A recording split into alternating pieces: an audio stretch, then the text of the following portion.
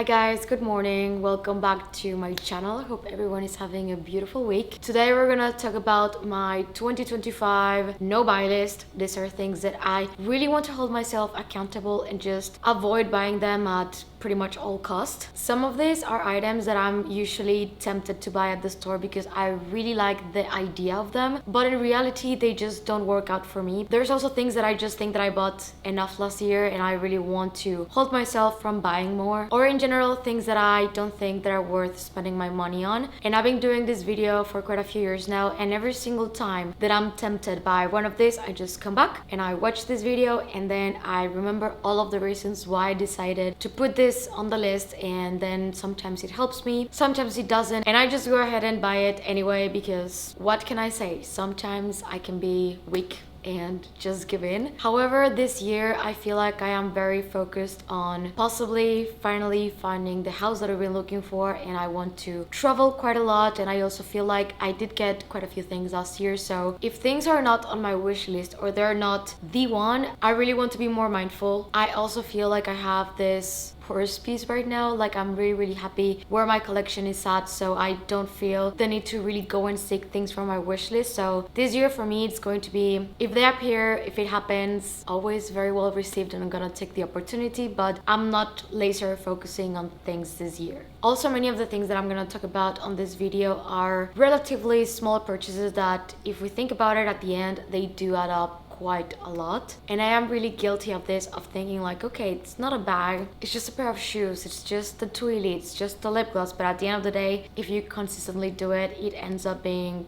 quite a big amount of money. So I also want to hold myself accountable for that. But with that said, let's go with the first thing that I want to put in my 2025 no buy list, and this one I'm gonna take it with a grain of salt. I think last year I went a bit crazy when it comes to buying shoes because my size usually is really hard to find, especially in shoes that I like. So last year I bought so many pairs of Chanel ballerinas because I love them and I use them quite a lot, and I don't have any problem with the shoes. I'm gonna use them a lot this year, but the thing is that I found enough last year that I just want to focus on get to use them and enjoy them during this year, along with all of the other shoes that I have in my closet. So I just want to focus this year on using what I already have and not really going and seeking to find, I don't know, a new pair of pink Chanel ballerinas or crystals. But yeah, I feel like this is a really big weakness that I have, is that if I feel like I found them in my size, I kind of feel obligated because the opportunity came up and I know that I'm not gonna find them any other time soon. Like my first pair of Chanel ballerinas, I was waiting at my store here in Barcelona for almost a year and they did not have a single 35 size coming on the classic beige black combo. So when I found them in London, I think that's where everything started. And as I said,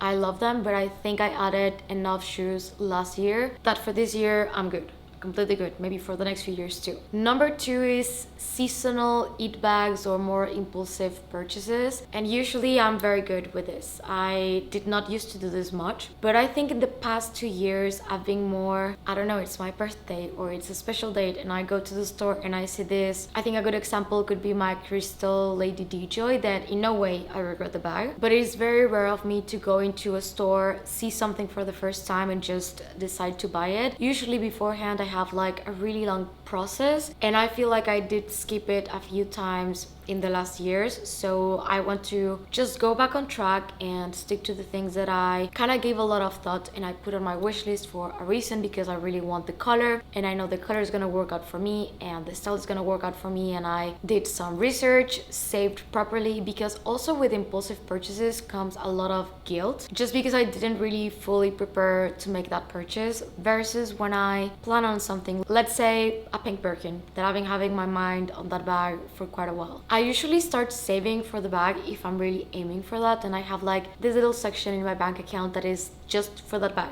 So the moment when I find the bag, I really don't feel guilty at all because I know that I properly saved for it, versus I go to the store and I find this beautiful blue crystal bag and I go and buy it, and then I see the money going down in my account. Of course, I'm always responsible when doing so. I would never just buy a bag when I know that I can't, but the thing is that if I don't prepare mentally to make like a big purchase, I end up feeling a lot of buyer's remorse and just that it's not justified. So I just want to avoid it a little bit more. Of course, I'm saying this at the beginning of the year when I have done my wish list and I feel quite set on the things that I really want to focus on. But yeah, I just want to be planning a little bit more purchases and not being so impulsive. Number 3, and this one is gonna come as a surprise, but I'm gonna explain, and it's no more fragile bags that I have to worry in general. Not because I have anything against them, just because I feel like I have enough right now that I worry about, that I have to be quite mindful when I use them. A good example is my Bottega Veneta hop bag in this really light gray suede. I am aware that that bag is very delicate and I am very mindful when I use it. And I tend to love more lambskin bags, Swift, box leather, but with certain bags like Chanel or Hermes, these leathers, yes, they're more fragile, but they're not as fragile as you would say a tweed,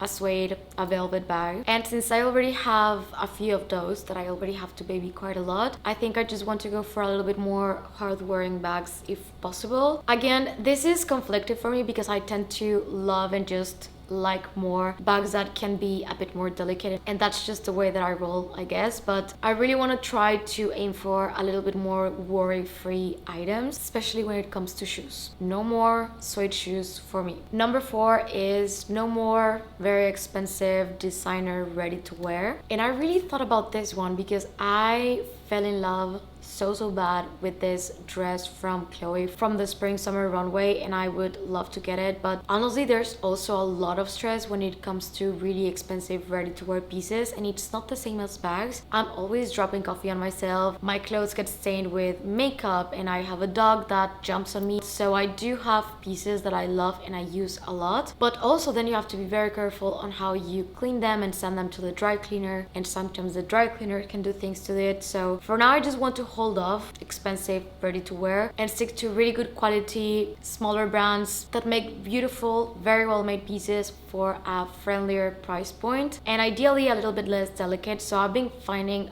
amazing options for really good quality clothing that is not necessarily priced as these other ones. Number 6 is expensive home items, and you guys know I adore this sofa. When we finally moved to Barcelona, like, I had this sofa from Roche-Beaubois. It's called the Bubble Couch. I was just so certain that this was going to be my sofa when I moved, and for the past 2 years and a half I have adored it. I love it, do not plan to get rid of it. However, this year hopefully we're gonna get a puppy, and I think this is the first time in my life that I get a dog, because I've always had dogs, that I am so worried about my furniture. Like, for real. I'm gonna be very careful. Masha was such a blessing and an easy dog to train, but puppies are puppies, and I kind of have to make the peace beforehand, because of course if the puppy does anything to the furniture, it's my fault. I'm gonna be the only one to blame for that. So in no way it is a problem, but I want to avoid getting more pieces that I'm gonna get worried about in the meantime that the puppy grows and just becomes a calmer dog that is for sure not gonna destroy anything. Because with Masha, I could leave her inside of my closet with all of my bags on the floor, and she's such an angel. She would not touch a thing. Actually, I do this quite often. Like, she never has destroyed a single shoe. So I am aware of all of this, and in the meantime I want to hold off on bringing in really nice pieces and just focusing on trying to keep these ones pristine and alive. And I guess that when we have kids, it's probably going to be very similar. But I love furniture, I love vintage furniture, I love home decor and interior design in general. So this one is tricky because I love adding things to the house, but yeah, I'm definitely having that in mind a lot during this year. No more designer belts. I think I'm done with it. I've bought plenty during the past couple of years, and all of them except one I've sold just because I don't like the logo. And the one that I've kept and I adore is the Hermes Kelly belt, but because it just has the Kelly closure. But in general, the other ones that I've had, I've always ended up selling them. Like, in the moment that they're really trendy, I really like them because of what it adds to the outfit. But the moment that the trend passes, I'm someone that just likes cleaner, simpler outfits, and it was just very loud and I didn't like it. So from now on, I am getting belts, really beautiful ones, but just not designer, no logos, nothing too expensive, because at the end of the day, it's just a belt, and most of the times it doesn't even show. It's just there to keep my pants from falling off. Number 7 is no more mini bags. Parenthesis, unless a mini Kelly appears.